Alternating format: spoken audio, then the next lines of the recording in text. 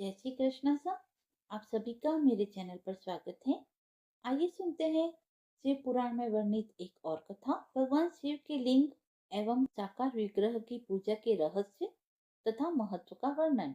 श्री सूत जी बोले, हे सोनक, जो श्रवण कीर्तन और मनन इन तीनों साधनों के अनुष्ठान में समर्थ न हो, वह भगवान शंकर के लिंग एवं मूर्ति की स्थापना कर नित्य उसकी पूजा करके संसार सागर से पार पा सकता है। छल न करते हुए अपनी शक्ति के अनुसार धनराशि ले जाए और उससे शिवलिंग अथवा शिव मूर्ति की सेवा के लिए अर्पित कर दे। साथ ही निरंतर उस लिंग एवं मूर्ति की पूजा भी करें।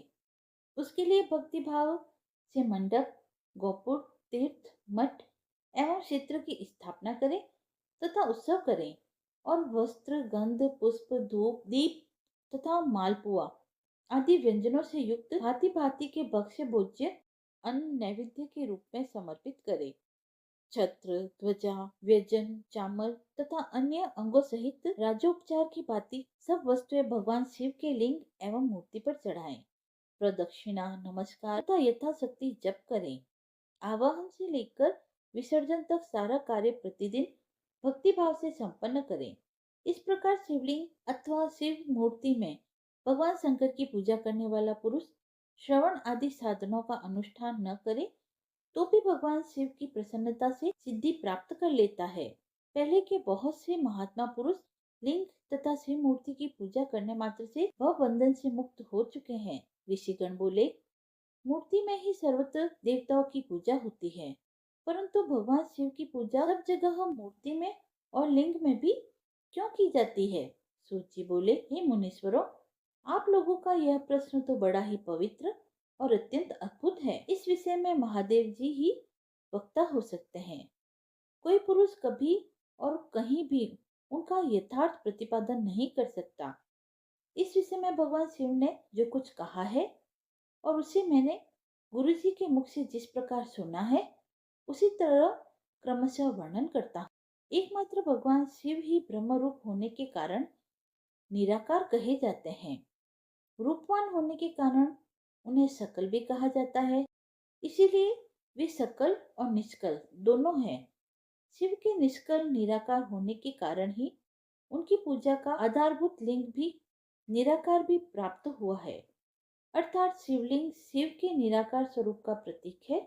इसी तरह शिव के सकल या साकार होने के कारण उनकी पूजा का आधारभूत विग्रह साकार प्राप्त होता है, अर्थात शिव का साकार विग्रह उनके साकार स्वरूप का प्रतीक होता है। सकल और अकल रूप होने से ही वे ब्रह्म शब्द से कहे जाने वाले परमात्मा हैं। यही कारण है कि सब लोग लिंग अर्थात निराकार और मूर्ति अर्थात साकार दोनों में ही सदा भगवान शिव की पूजा करते हैं। शिव से भिन्न जो देवता है वे साक्षात ब्रह्म नहीं है, इसीलिए कहीं भी उनके लिए निराकार लिंग नहीं उपलब्ध होता है। अतः सुरेश्वर आदि देवगण भी निष्कल लिंग में पूजित नहीं होते हैं। सभी देवगण ब्रह्म न होने से अपितु सुगण जीव होने के कारण केवल मूर्ति में ही पूजे जाते हैं।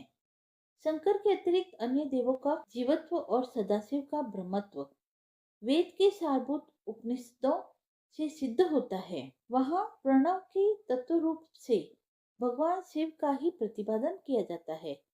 इसी प्रकार पूर्व में मंदराचल पर्वत पर ज्ञानवान ब्रह्मपुत्र सनत कुमार मुनि ने नंदिकेश्वर से प्रश्न किया था।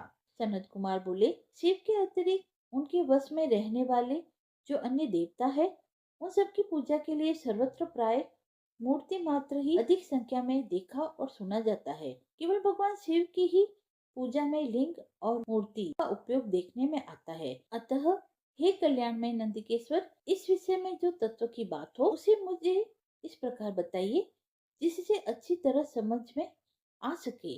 नंदिकेश्वर बोले, हे निष्पाप ब्रह्म कुमार, हम जैसे लोगों के द्वारा आपके इस प्रश्न का कोई उत्तर नहीं दिया जा सकता, क्योंकि यह गोपनीय विषय है और लिंग साक्षात ब्रह्म का प्रतीक है। इस विषय में भगवान शिव ने जो कुछ कहा है उसे मैं आप शिव भक्तों के समक्ष कहता हूँ। भगवान शिव ब्रह्म स्वरूप और निराकार है, इसीलिए उन्हीं की पूजा में निष्कलंक लिंग का उपयोग होता है। संपूर्ण वेदों का यही मत है, वे ही सकल है।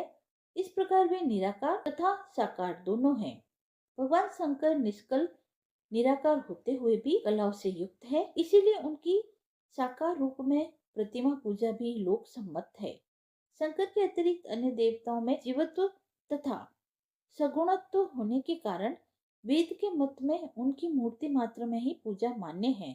इसी प्रकार उन देवताओं के आविर्भाव के समय उनका समग्र साकार रूप प्रकट होता है, जबकि भगवान सदाशिव के दर्शन में साकार और निराकार दोनों की प्राप्ति होती है। सनत कुमार बोले, हे महाभाग, आपने भगवान शिव तथा दूसरे देवताओं के पूजन में लिंग और मूर्ति के प्रचार का जो रहस्य विभाग पूर्वक बताया है वह यथार्थ है।